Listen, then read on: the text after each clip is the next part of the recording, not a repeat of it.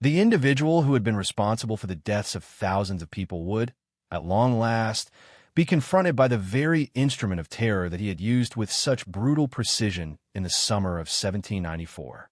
Maximilien Robespierre, who was referred to as the incorruptible throughout the entirety of France, had ultimately become the personification of revolutionary justice and revolutionary excess.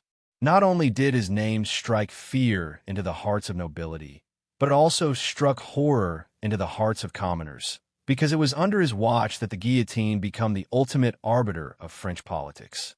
It would not be lost on history that the irony of his demise would be remembered. The same blade that had severed the skulls of kings, queens, and countless citizens would soon claim its most prominent supporter. A man whose damaged jaw would prevent him from speaking any final words as he neared the scaffold that he had made famous is the subject of this narrative, which tells the story of how the architect of the Reign of Terror became its ultimate and most emblematic victim. Not only did the execution of Robespierre on July 28, 1794, signal the end of a life, but it also signified the end of an era. It was a fitting conclusion to a time when justice and vengeance had become indistinguishable from one another. It was a representation of the French Revolution devouring its own children. First, we need to investigate the road that brought this provincial lawyer from obscurity to become the most feared man in France. Only then will we be able to comprehend the cruel irony of his passing. The year 1789 saw the beginning of the French Revolution, which occurred against the backdrop of a financial crisis, social inequality, and political corruption. While the common people were starving, the monarchy of King Louis XVI appeared to be on the verge of ruin. The old feudal system was falling apart, and with it, centuries of structure and order that had been constructed. Maximilien Robespierre, a lawyer from Arras who was 30 years old at the time, entered this mayhem. He would go on to become the symbol of revolutionary terror, having previously been an idealistic defender of the downtrodden throughout his life. The revolution went through specific stages, each of which was more revolutionary than the one that came before it. In the beginning, there were calls for a constitutional monarchy, but now there are calls for a republic, and then there are calls for the systematic elimination of people who are deemed to be opposition to the state. France was at war with the majority of Europe by the year 1793, and it was also facing an internal uprising and being plagued by paranoia. It was announced by the revolutionary government, which was referred to as the Committee of Public Safety, that fear would be the preferred method of operation. During this period of radicalization, Robespierre emerged as the most influential voice. The concepts of Jean-Jacques Rousseau, and especially the concept of the general will of the people, served as the foundation for his political philosophy.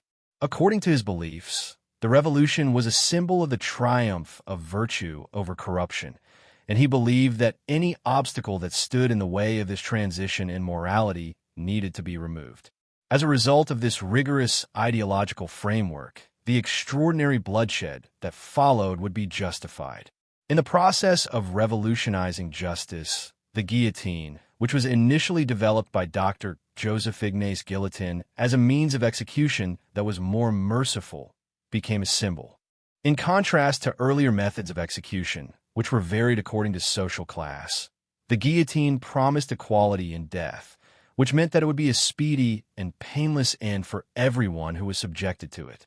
Because of the influence of Robespierre. Because of this national razor would function without stopping, resulting in an unprecedented number of fatalities.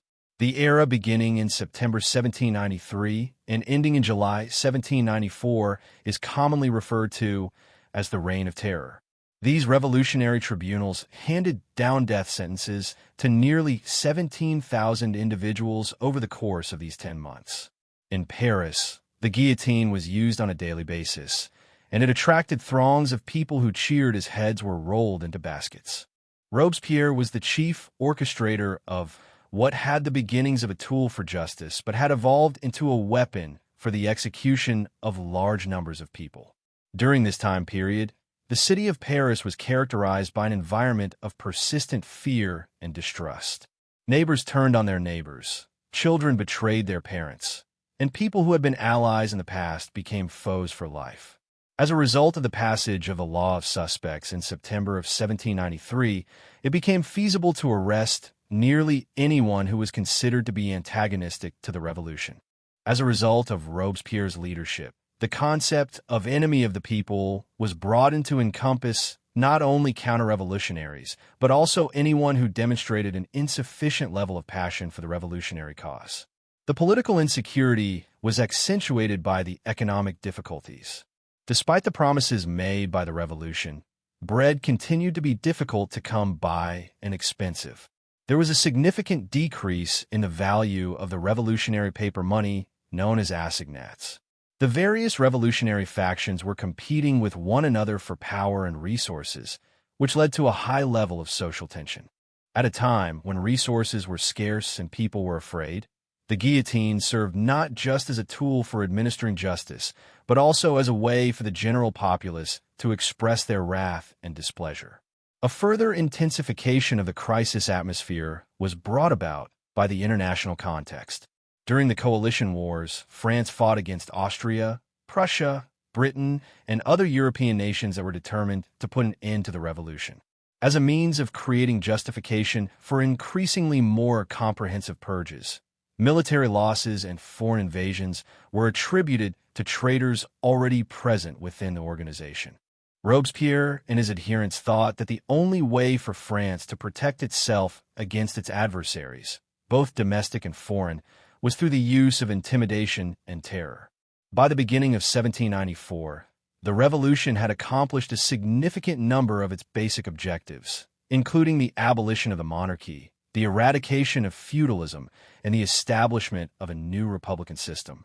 On the other hand, the apparatus of terror had acquired its own momentum independently. Robespierre, who was concerned that the revolution was still in danger, continued to call for additional purges, additional executions, and increased vigilance against opponents, both real and imaginary. Maximilien Robespierre was not the person who actually used the guillotine, but he was the most vocal advocate for it and the most methodical person who put it into practice. His strategy was much more sophisticated than simple bloodlust. It was a premeditated campaign of political terror aimed to rid France of any opposition to his vision of revolutionary morality. His goal was to purge France of all dissent. Standing barely 5 feet 7 inches tall, with a pale complexion and carefully powdered hair, Robespierre cut an unlikely figure as the architect of mass execution. His daily routine reflected his methodical approach to terror. Each morning, Robespierre would review lists of suspected counter-revolutionaries compiled by his network of informants and local committees. He worked from modest quarters on the Rue Saint-Honoré, surrounded by stacks of denunciations, reports, and death warrants. His handwriting, neat and precise, authorized hundreds of executions with the same care others might use to organize a dinner party.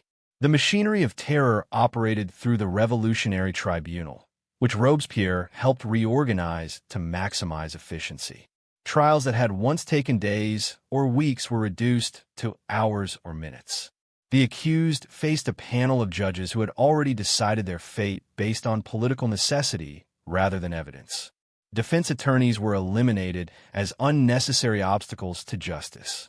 The only verdicts available were guilty or death, and acquittals became increasingly rare. Robespierre's speeches before the National Convention were masterpieces of revolutionary rhetoric, combining moral philosophy with practical politics. He would stand at the podium, his thin voice rising with passion as he described the enemies of the people who must be eliminated. His arguments were always framed in terms of virtue versus corruption, the people versus their oppressors. Every execution was presented as a necessary sacrifice to preserve the revolution and protect the innocent. The physical process of execution had become standardized under Robespierre's system. Condemned prisoners were transported from their cells to the Place de la Révolution in wooden carts, accompanied by drummers and surrounded by crowds. The guillotine itself stood on a raised platform, its 40-foot-tall posts painted blood red. The executioner, Charles-Henri Sanson, performed his duties with professional efficiency, sometimes dispatching dozens of victims in a single day. Robespierre rarely attended executions personally, preferring to remain in his office reviewing more cases and preparing more speeches. However, his presence was felt at every execution through the systematic nature of the proceedings. Each death followed protocols he had helped establish. The reading of charges, the positioning of the victim, the fall of the blade, and the display of the severed head to the crowd. The psychological impact of Robespierre's terror extended far beyond those who actually faced the guillotine. The knowledge that anyone could be denounced, arrested, and executed within days created a climate of paralyzing fear. Citizens modified their behavior, their speech, and even their thoughts to conform to revolutionary orthodoxy. The mere mention of Robespierre's name was enough to end conversations and clear rooms. His network of surveillance was extensive and sophisticated. The Committee of Public Safety maintained files on thousands of citizens, tracking their political reliability, their associations, and their statements. Local revolutionary committees reported regularly on suspicious activities in their neighborhoods. Even children were encouraged to report on their parents' counter-revolutionary sentiments. This system of universal suspicion was Robespierre's. Ours greatest innovation in the technology of terror was the efficiency of the killing machine. Under Robespierre's direction, it was unprecedented in European history. During the height of the terror, the guillotine in Paris claimed an average of 3 lives per day, with some days seeing dozens of executions. The apparatus operated with clockwork precision. Victims were processed through the system from arrest to execution in an average of just 8 days. The scope of Robespierre's terror becomes clear through the stories of its victims, whose final moments were documented by witnesses, executioners, and the condemned themselves. Among the most shocking cases was that of his former ally, Georges Danton, whose execution in April 1794 marked Robespierre's willingness to destroy even his closest collaborators. Danton, a powerful orator who had helped launch the revolution, found himself condemned when he began advocating for moderation and an end to the executions. During his trial, Danton's booming voice filled the courtroom as he defended himself against charges of corruption and conspiracy. "Show me my crimes," he thundered at the judges. "I have served the revolution faithfully from its beginning." But Robespierre had already decided that Danton's calls for mercy made him dangerous to the revolutionary cause. When Danton was finally silenced and dragged to the scaffold, he reportedly told the executioner, "Don't F." Marie Antoinette's execution in October 1793 exemplified Robespierre's systematic destruction of the old order. The former queen, now known as Widow Capet, was transported to the guillotine in a common cart, her hands bound behind her back. Witnesses described her dignified bearing despite the jeers of the crowd. When she accidentally stepped on the executioner's foot while mounting the scaffold, she apologized. Her final recorded words were that the executioner later recalled her composure never wavered, even as the blade fell.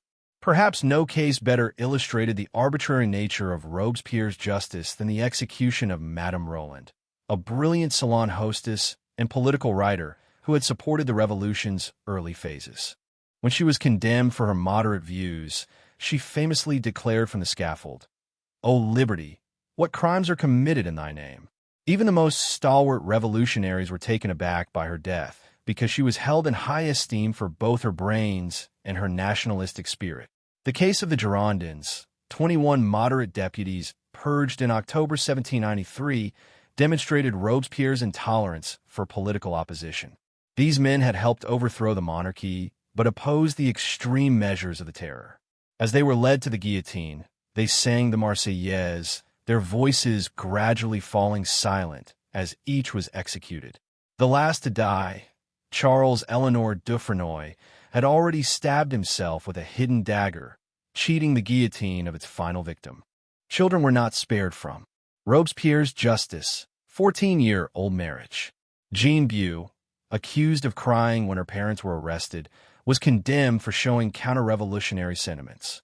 The executioner Sanson later wrote in his diary that her youth and innocence haunted him, but the machinery of terror operated without regard for age or circumstances. Even some of Robespierre's supporters began to question a system that could execute children for their tears. The concierge prison, where the condemned awaited execution, became a microcosm of French society under terror. Nobles and commoners, priests and atheists, men and women of all ages shared cells in their final days. The Abbé Carichon, who ministered to the condemned, recorded their final confessions and last words.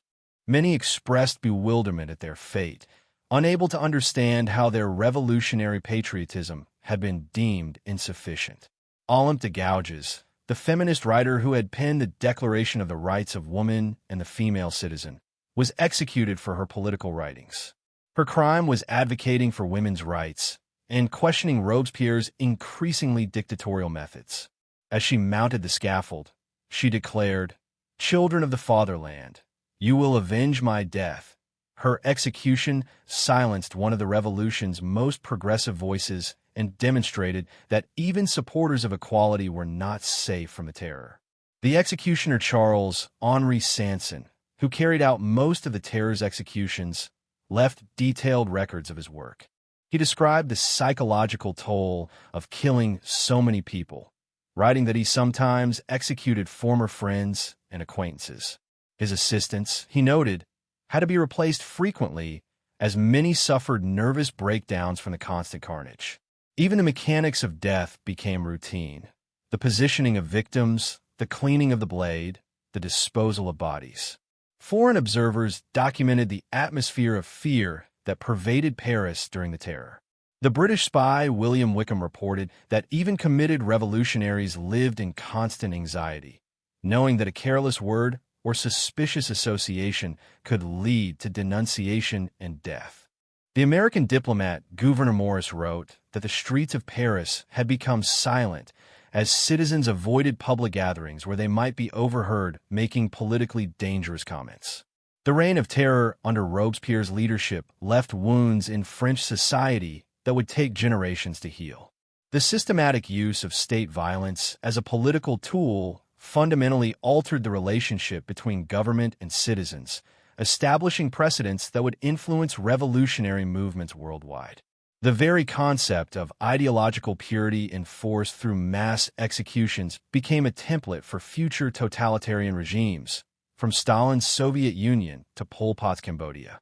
The immediate aftermath of Robespierre's own execution brought a psychological relief that swept through France like a cleansing wind. Citizens who had lived in constant fear of denunciation suddenly found themselves able to speak freely again. The surviving prisoners in the conciergerie were released, and the revolutionary tribunals were dismantled. The guillotine, which had claimed thousands of lives, was finally retired from daily use, though it would return during subsequent periods of political upheaval. The economic consequences of the terror proved equally devastating. The constant fear and uncertainty had paralyzed commerce and industry. Skilled artisans and merchants had fled the country or been executed, leaving gaps in the economy that took years to fill. The assignats, revolutionary paper money, had become nearly worthless due to the political instability. Foreign trade had virtually ceased as other nations viewed France as a dangerous pariah state. Robespierre's methods influenced the development of modern police states and surveillance systems. His network of informants and local revolutionary committees became a model for later authoritarian regimes seeking to monitor and control their populations. The concept of preventive detention, imprisoning people for what they might do rather than what they had done, became a standard tool of oppressive governments worldwide. The intellectual legacy of the terror created lasting debates about the relationship between revolution and violence. Political theorists would spend decades analyzing how idealistic goals could produce such brutal outcomes.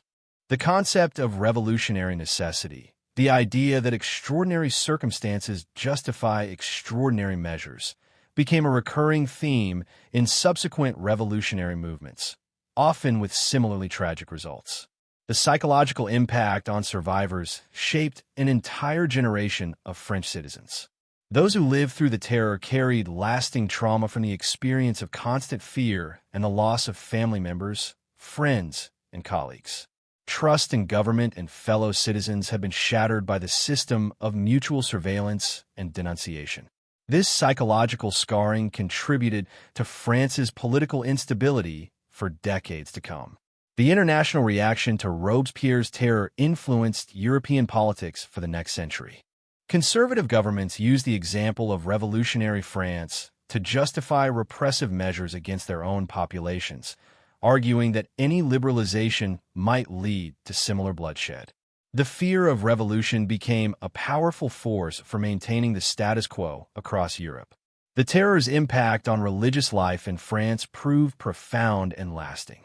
The systematic persecution of clergy and the attempt to replace Christianity with the cult of reason left deep scars in French Catholic culture. Many churches were destroyed or converted to secular use, and the relationship between church and state remained contentious well into the modern era.